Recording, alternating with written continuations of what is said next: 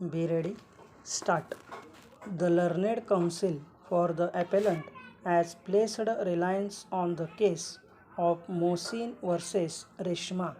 In this case, the High Court had set aside the order of the civil judge granting the custody of the child to her mother's paternal aunt, while the father was not proven to be unfit.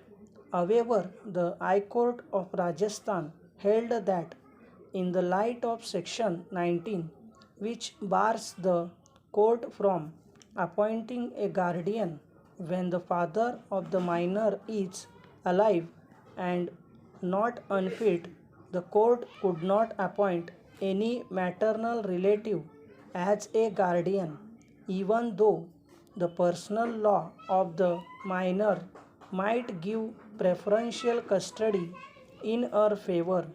As is evident, the aforementioned decision concerned appointment of a guardian, no doubt, unless the father is proven to be unfit. The application for guardianship filed by another person cannot be entertained. However, we have already seen that the question of custody was distinct from that of a guardianship. Para.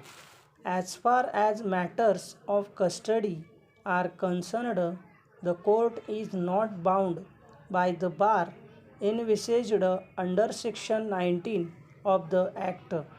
In our opinion, as far as the question of custody is concerned, in the light of the aforementioned decisions, the personal law governing the minor girl dictates her maternal relatives, especially her maternal aunt, shall be given preference. To the extent that we are concerned with the question of interim custody, we see no reason to override this rule of Mohammedan law, and hence a prima facie case is found in favor of the respondents. Para. Further, the balance of convenience lies in favor of granting custody to the maternal grandfather, aunt, and uncles. A plethora of decisions of this court endorse the proposition that in matters of custody of children, their welfare shall be the focal point.